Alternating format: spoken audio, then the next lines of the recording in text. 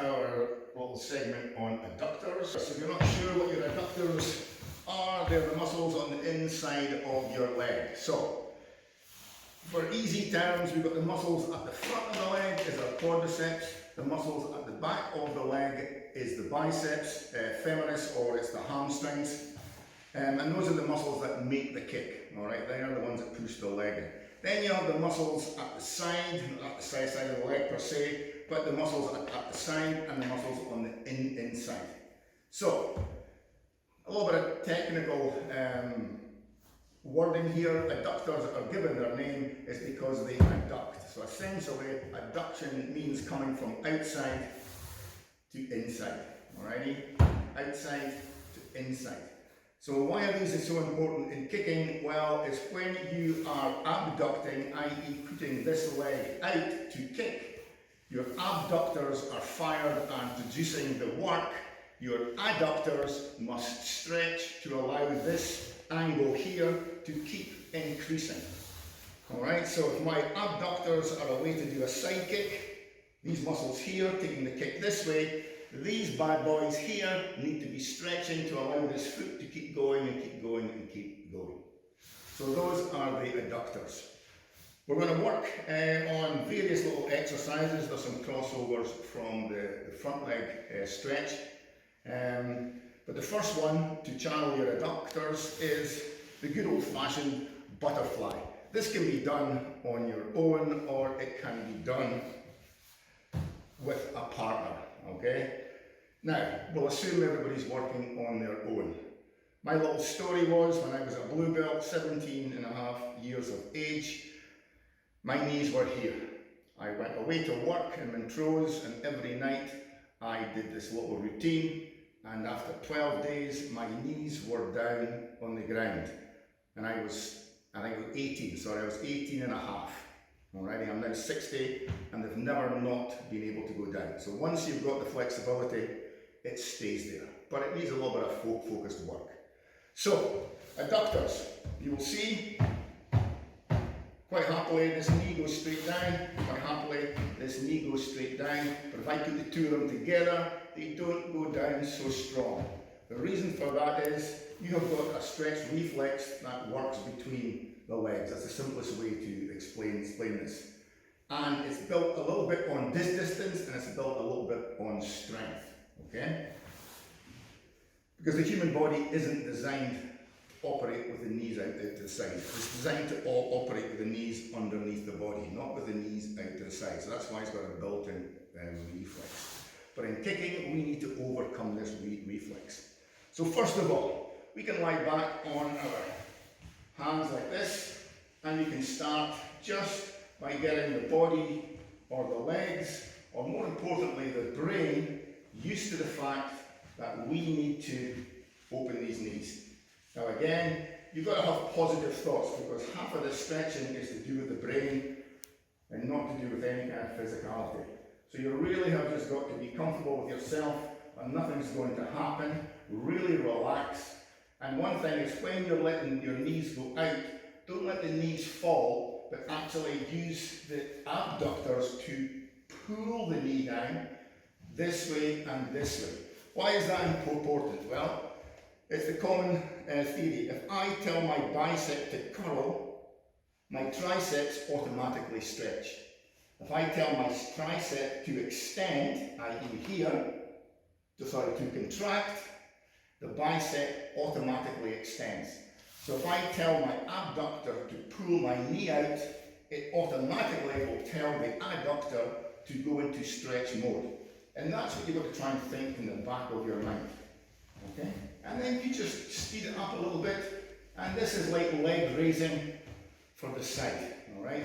And it's very good because you're directly affecting the stretch reflex. Okay? You can add some weight because the more strength that you get here, then the better your legs will stretch. Strengthen to stretch. Sounds odd, but my goodness me, it works. So anyway, we've warmed up. The next thing here is grab onto your toes, make sure you're sitting up on the bony part of your pelvis, grab your toes or your ankles, elbows against the knees, and push those knees out. Physically push them down. Alright? So now this is what's called an active stretch. You're now actively applying some force to these muscles, but it's your own force, so it should be okay. Push the knees out using your elbows. So you'll all get to a point where your knees will go. Now you're trying to increase the range of motion, so push, push, push, push, push. And you do this for as long as you can endure. Okay? From here. The next one is to do what's called PNF, proprioceptive neurofacilitation. Okay? This can help also. So for here, depending on age, of course, you can hold your knees out with your elbows. Then from here, you push up against your elbows. Alright? So you'll see me pushing, but my knees aren't going anyway. So I'm pushing up, not down. So I push for 10, 9, 8, 7, and then on when I get back down to 0, as soon as I go 0, I let my abductors pull my knees out, and then I take up the slack. Push again, 5, 4, as hard as you can, 3, 2, 1, relax and pull the knees out. Push them down, 5, 4, 3, 2, 1, and push them down. So now after a couple of stretches, I've got my knees back down to where they should be, flat onto the ground. And that can help you a great deal. From this position here, you can stretch forwards, like so. A yoga stretch, suck in the stomach. You can turn round and stretch. So when we're in this position, not only can we stretch here, but we can stretch over to the side. To finish this knee one off, we go this way. Onto our hands and knees, and we push the knees out this way. So you can see we've changed our position from here. We are now stretching in this position here.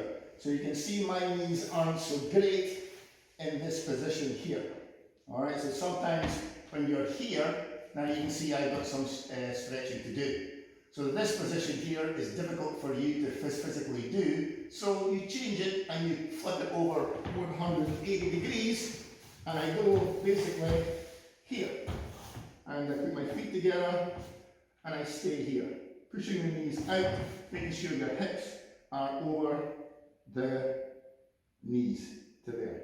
And you can stretch this way. So when you're here, like you did, your knees in and out, you can do slight bouncing up and down here, moving to the side, moving backwards and forwards, this way, changing the angle up, changing the angle down, moving forwards, all the way out, pushing the hips down, moving back.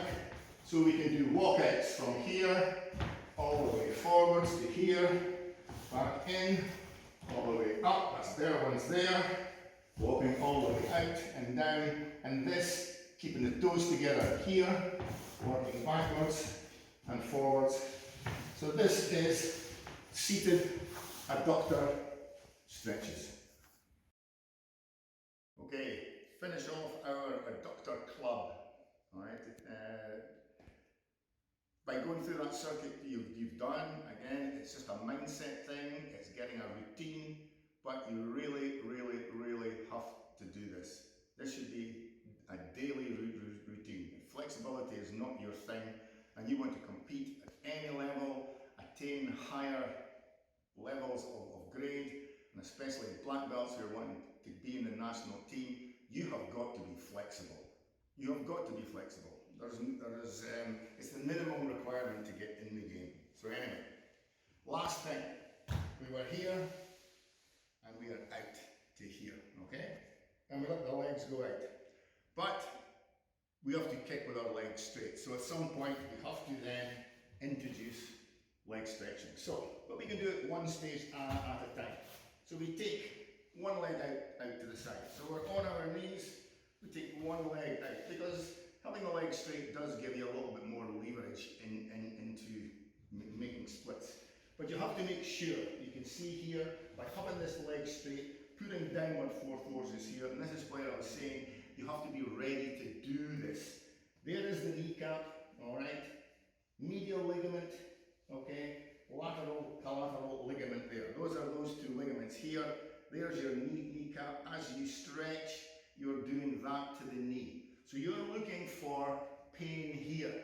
Pain here, I couldn't care, okay? But pain here, you have to loosen the hips off more. But anyway, we get to here, keep the feet flat on the floor, and we stretch out. We make sure we keep our hip in line, and we get to here, and we try and push, and we just use our body weight for pushing out, out, out. And when we're here, we can be moving up and down to there. And it's just a case of don't go too far too quickly. You go out enough, and you just, if you're pulsing up and down here, think of it a little bit like when you're conditioning your knuckles. You start off soft, and then the pulses get bigger. This is exactly the same. Okay, so you stay here, and you just stretch out, get your hips down, make sure the hip is in line with the knee, and out you go. You bring this knee in, and we switch sides, and we go to the opposite side.